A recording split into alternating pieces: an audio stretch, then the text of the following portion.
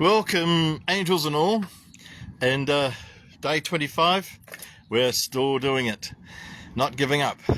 So I'd like to tell you a true story, about how black and white, or ego and spirit, or logic and God thoughts can control our lives, and as to which one we choose will define what we do in life. So I had a friend in Tauranga, in Welcome Bay, in New Zealand, and Marie was kind of one of the softest, loveliest, sweetest people I've ever met. She would never hurt a fly. She was a little bit podgy, let's say, cuddly, and such a gentle soul. And she'd been on her own for a long time. She had two lovely daughters, and she met Kevin.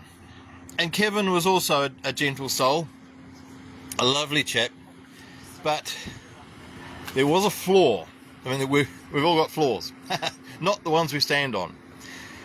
So Kevin had been brought up by a mother who was constantly critical of him.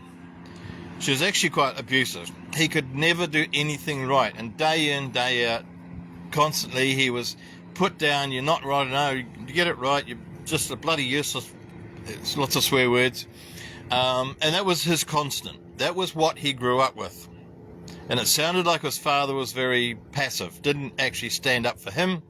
And so he got this constant abuse from his mother. So he eventually went out into the world and got married. And of course, you know the story. He got married to a woman who was equally abusive as his mother. Because that was his comfort. This uncomfortable comfort zone. He knew about abuse, and that's what he went into. So he got abused, they didn't have any children, he got divorced, and then he ended up in a relationship with another lady who was incredibly abusive. Both financially, she stole money off him and did all sorts of awful things, as well as being constantly harping on that he's not good enough. And then he met Marie, who was the opposite, who could not say anything bad about anybody or anything. She was such a sweet, positive, loving person. And so this was quite, it was transformative for him. But it took a while for him to get used to this. He kept looking for Marie saying something wrong about him, saying nasty things. And it wasn't in her nature. And so they became a couple, and it was a very sort of sweet romance and a sweet, getting together, sweet relationship. It was lovely to see them, both of them now happy. End of the story. No, there's always a flaw in the story as well, isn't there, as well as the flaw in the people. So Kevin was, quite soon after they got together, probably 3 months, he was diagnosed with cancer. That was a blow. Marie finally found this lovely man after many years on her own, and now he's got cancer. So anyway, the cancer progressed. He regressed. He was in and out of hospital, and one day, so his time in hospital became more and more. So he'd go in for a day thingy, and then a few weeks later he'd be in for a couple of days, and so eventually he was in there for about a week, I think it was. So she would go and visit him twice a day. And one day she went in to visit him, and he wasn't there. Oh my God, where is he? And she talked to some of the nurses, and one of them said, this lady came in to pick him up and take him out for a drive. And she described this lady, and it was Kevin's previous partner, Kevin's previous abusive partner. And Marie was shocked. She just thought, here we are, we have finally got this lovely relationship, and Kevin's going back into something he hates, something that is so difficult for him, and yet he's choosing to do this. Is she trying to get him back? And Marie was questioning herself, am I not good enough, and is this over for us? Is he going to go back to her? And so I had a chat to her about it, and I said, well, maybe it's kind of a comfort zone for him. She said, how can it be comfortable? I said, just be with me a moment. All of his life, from birth till, I think he was about 47 at the time. So from birth to 47, he'd been abused. That was what he was used to. And in a sense, it was a comfort zone. A very uncomfortable comfort zone, but it's what he fell into.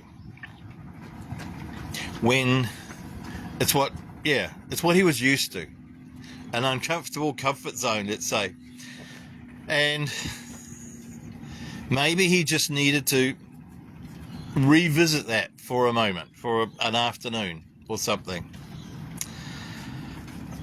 And so he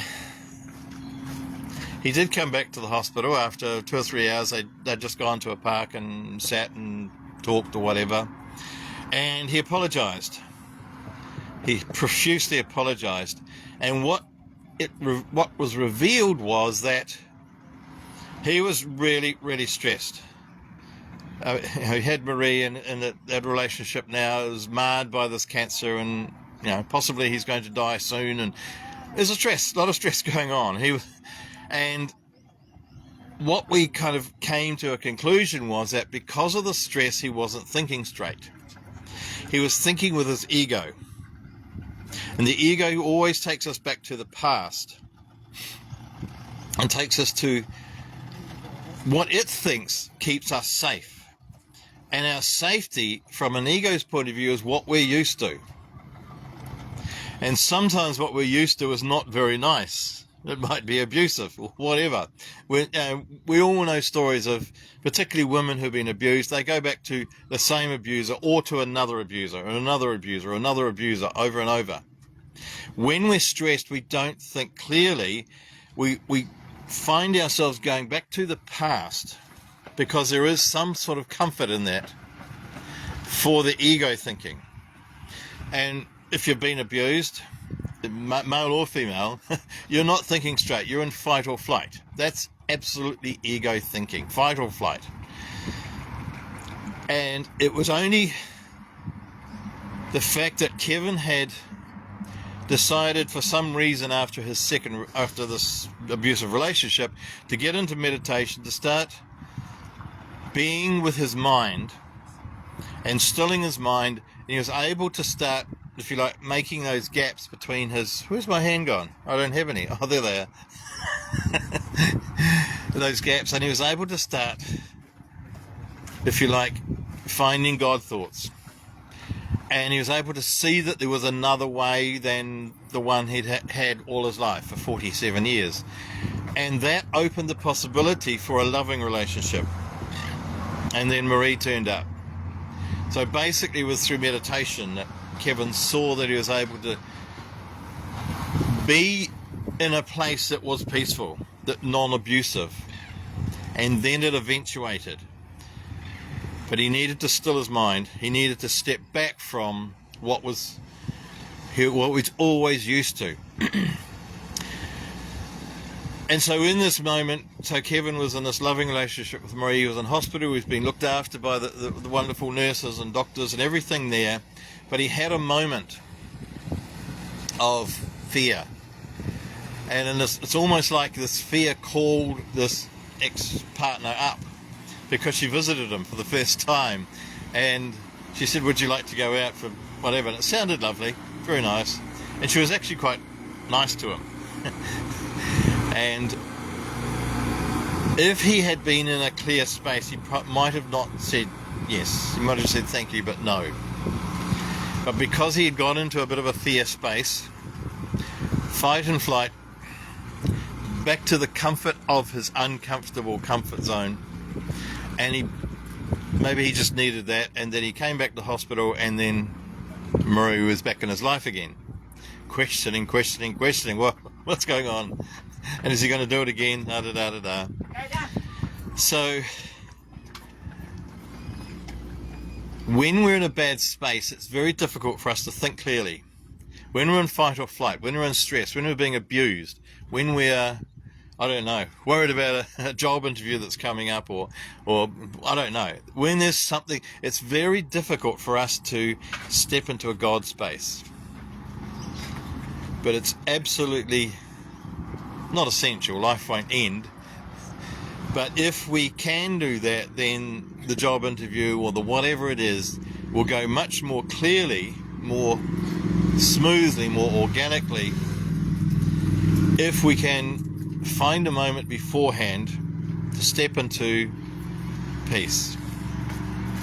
And if you like, make larger gaps between each thought, and just be aware of our thoughts and then be aware of the gaps between them.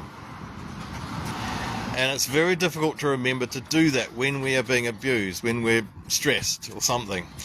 But if we can find a moment, and sometimes it just takes a second just to, if you like, ask God, ask Source, ask Universe, ask Big Spirit to step in to some of the thoughts that we're having. And so I wish you a wonderfully peaceful day with lots of God thoughts and great ideas for the future.